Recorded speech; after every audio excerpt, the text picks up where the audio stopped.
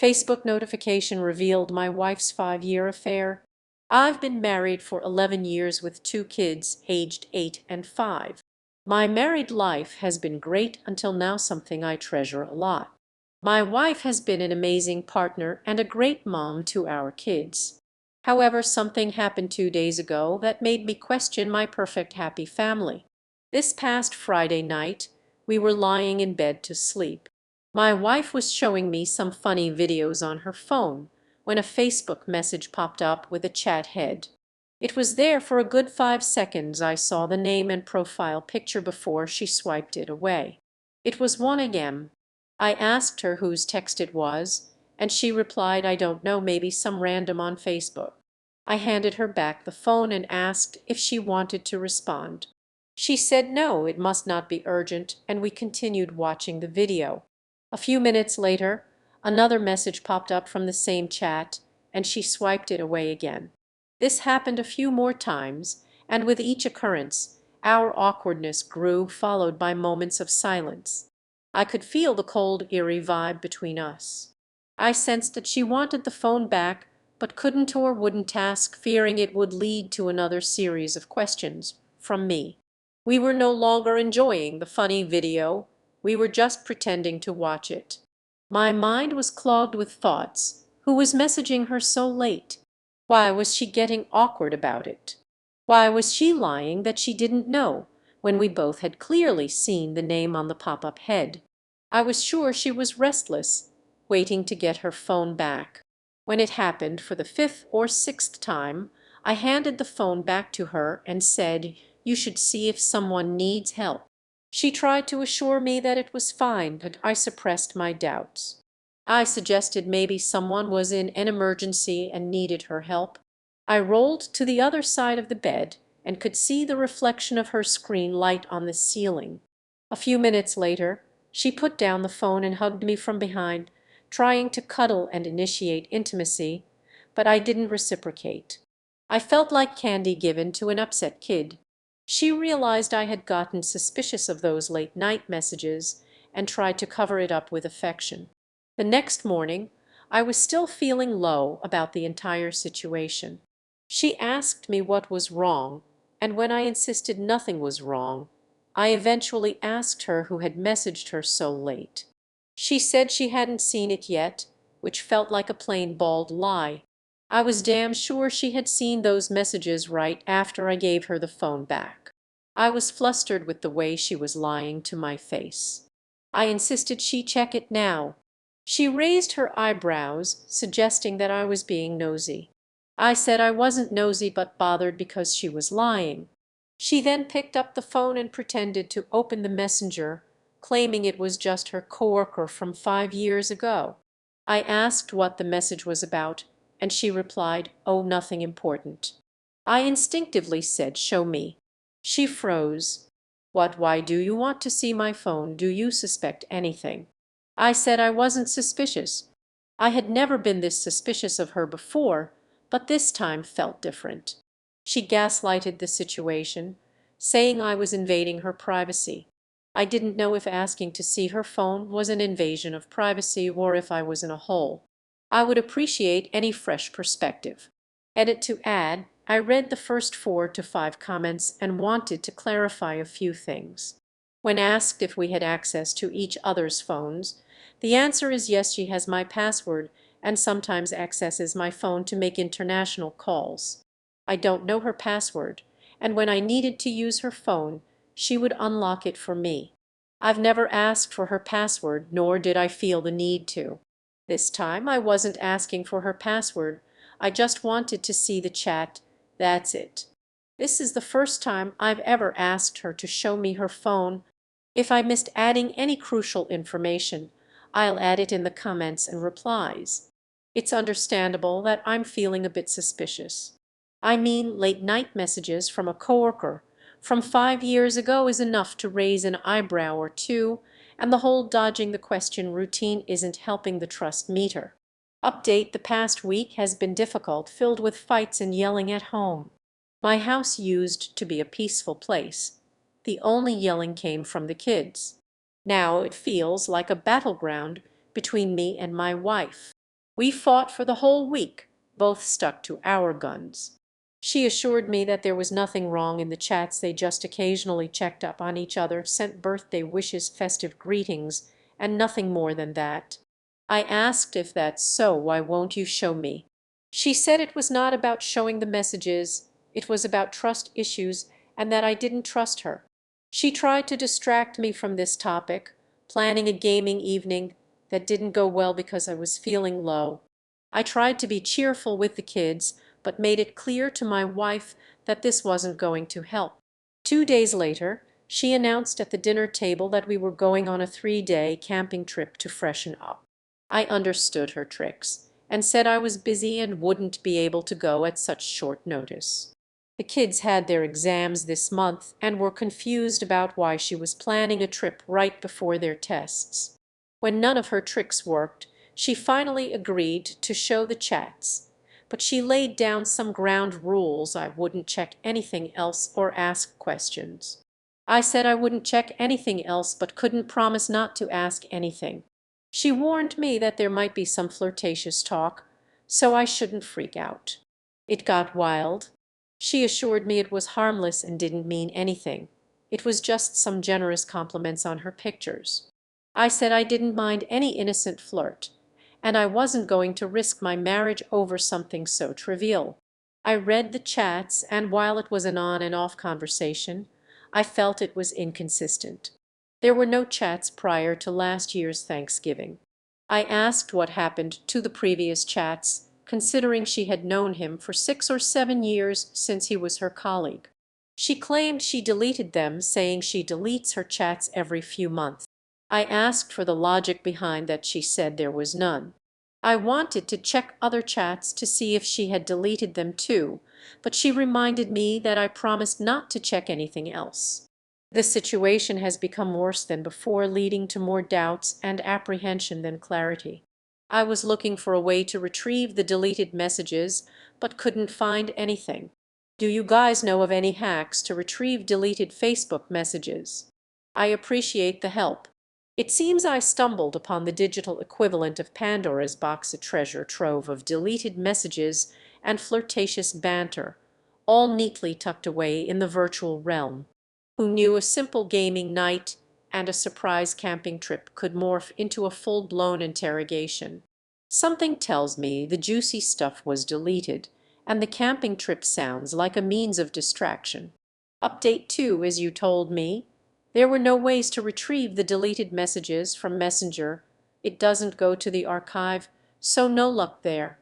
My wife insisted that I move on from that incident, but I had this nagging feeling that something wasn't right. She suggested we go on vacation, but I said we should go for couples therapy. She was repulsed, saying we didn't need it. I said I needed it because what I was going through was not normal. My trust had run thin, and we couldn't have a healthy relationship without trust. She agreed to visit a couples counselor. However, she's too guarded about her feelings, measuring her words before answering. She's more like, I don't see any problem in our marriage, it's just you. But I'm here to support you. The therapist made it clear that it's about both of us, even if it's me who wants counseling. My wife said she needs time to open up. After our session, I found that any confrontation with her led to a fight. She gaslighted me, saying I was ruining our beautiful marriage with my baseless suspicions. Yesterday, she went grocery shopping and got a flat tire. She asked me to pick her up. While driving back, she cuddled my arms. I asked if she wanted to stop for coffee, and she nodded yes. She was silent for most of the drive. I thought this was the best time to talk about it. I asked if she wanted to confess anything. She said they flirted with each other. Flirting was fine with me until it crossed certain limits. She remained silent and finally admitted that the limits had been crossed on a few occasions. Limits crossed as in sexting. I asked. Yes, she replied. I asked how many times, and she said she didn't keep count. My heart pounded as she unfolded a new angle to my every question. With severe hesitation I asked, is that all? Was there any physical relationship involved? She paused for a few seconds, and that pause felt like an eternity. Then she said no, it was only online.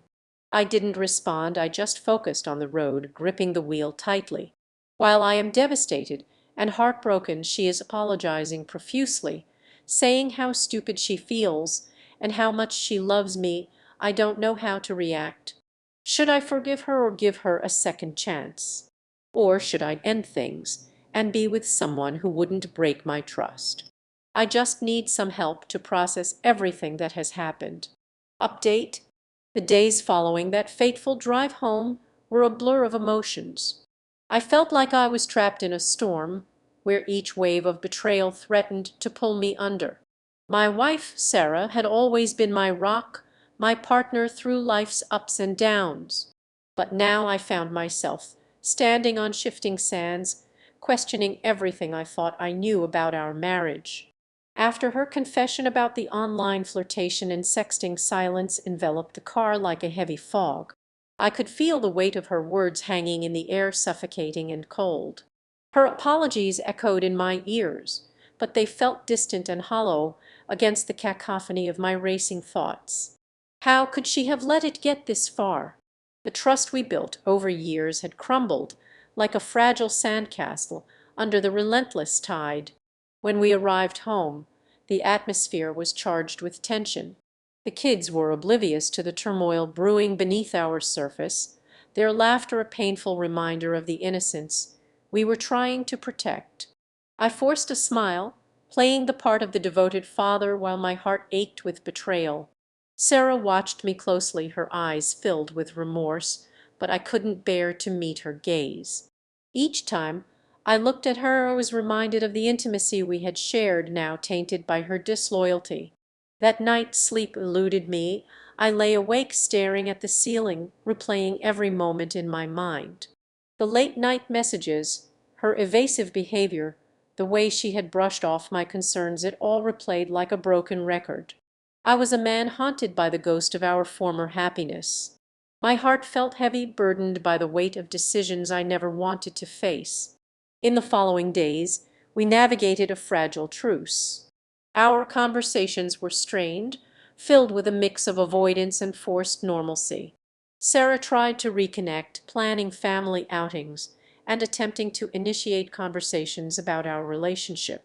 Yet, every attempt felt like a fragile bandage over a deep wound that refused to heal. I was torn between wanting to forgive her and the overwhelming urge to protect my heart from further pain. Counseling was suggested, a lifeline thrown into the turbulent waters we found ourselves in. Reluctantly, I agreed. Sarah seemed open to it, perhaps sensing that this was a crucial step toward mending what was broken. Our first session was filled with raw emotion as we laid our cards on the table. The therapist helped us navigate the tangled web of feelings: anger, sadness, confusion, and a flicker of hope. Sarah opened up about her motivations. She spoke of feeling disconnected during a particularly challenging time in our lives. The demands of parenting, work, and the everyday grind had dulled the spark we once had. While it didn't excuse her actions, it offered a glimpse into her state of mind, one that had strayed from our shared path. Each session peeled back layers of hurt, revealing vulnerabilities we had both buried. I learned about her insecurities, her fears of inadequacy, and the ways she had tried to cope with those feelings. It was a painful process, but I could see the faintest glimmers of the woman I fell in love with beneath the surface of her mistakes. As weeks passed, we faced the aftermath of her infidelity with courage. Trust, however, is not easily rebuilt. I found myself grappling with doubt at every turn. I'd often catch myself scrolling through our shared photo albums, reminiscing about the happy moments we had. The joy in those pictures felt tainted now, yet I clung to them, desperate for a sign that we could reclaim that happiness. Sarah's efforts to show her commitment were heartwarming yet daunting. She made it a point to be transparent about her phone, sharing passwords and keeping me in the loop about her daily interactions. She initiated date nights, trying to recreate the romance we once shared. But every laugh felt forced, every touch tinged with an undercurrent of anxiety. One evening, as we sat on the couch, the tension reached a boiling point. I could no longer bottle up my emotions. "How do we move forward?" I asked, my voice trembling. "How do we rebuild something that feels so broken?" Sarah looked at me, her eyes shimmering with tears. "I know I hurt you, and I can't take it back, but I want to try. I want to fight for us." Her sincerity pierced. I realized that healing would take time, patience, and unwavering effort from both of us. It wouldn't be easy, but the flicker of hope was enough to keep me engaged in this arduous journey. As autumn approached, the air turned crisp, a change mirrored in our relationship. We continued to attend therapy, each session a mixture of painful revelations and heartfelt breakthroughs. I began to find strength in vulnerability, learning to voice my fears and insecurities without fear of judgment. Sarah, too, opened up more, revealing her struggles and desires, fostering a deeper understanding between us. Slowly, our connection began to shift. The conversations that once felt heavy transformed into discussions filled with laughter and shared dreams. We began to explore new activities together, rekindling the spark of companionship that had dimmed over the years. We rediscovered each other layer by layer, and with every revelation, I felt the burden of doubt lift, if only a little. One chilly evening, as we sat wrapped in blankets watching the stars twinkle against the night sky, I took her hand in mine. "I want to forgive you," I said, my voice steady yet vulnerable. "I want to believe we can emerge stronger from this." Sarah squeezed my hand, her eyes glistening with gratitude. "Thank you for giving us a chance. I promise to show you that I can be the wife you deserve." In that moment, I understood that while the scars of betrayal would remain, they wouldn't define us. Instead, they would serve as reminders of our resilience and the love that perseveres through adversity. The road ahead was uncertain, but it was a journey we would navigate together, hand in hand, heart to heart. And so we moved forward, learning to trust again, embracing the ultimate challenge of rebuilding our relationship. Final update. As the months turned into a year, the wounds from Sarah's betrayal began to heal, though their presence lingered like a faint scar. We navigated the complexities of our relationship with newfound understanding and commitment. Therapy became a space not just for confrontation but for connection, where we learned to communicate our needs and desires openly. Our home transformed into a sanctuary of trust. Date nights became a ritual where we explored new restaurants and revisited old haunts, sharing laughter and memories that felt fresh. We rediscovered intimacy, not just physically but emotionally, as we peeled back the layers of our relationship. Each heartfelt conversation deepened our bond, reminding us of the love that still flickered beneath the surface. One crisp autumn afternoon, we decided to take the kids on a weekend getaway to the mountains. The vibrant colors of fall surrounded us, mirroring the warmth that had returned to our family. As we hiked together, I felt a sense of peace wash over me. Watching Sarah interact with our children, her laughter ringing out, I realized how far we had come. On our final evening, we sat around a fire, the flames dancing in the cool night air. I looked at Sarah, her face illuminated by the glow, and felt a profound sense of gratitude. "I never thought we'd get here," I admitted. "Thank you for fighting for us." Sarah smiled, her eyes sparkling. "We've both fought for this, and it's worth every step." That night, as we lay under the stars, I embraced the ultimate truth. Love is not just about perfection, but about perseverance. We had faced the storm and emerged stronger, transformed by our struggles. The journey ahead would always hold uncertainty, but together we had built a foundation of trust and understanding that would carry us forward. With hearts intertwined, we stepped into a new chapter, one filled with hope, resilience, and the promise of a brighter tomorrow. In that moment, I knew that our love story was far from over. It was merely beginning again, richer and more profound than before.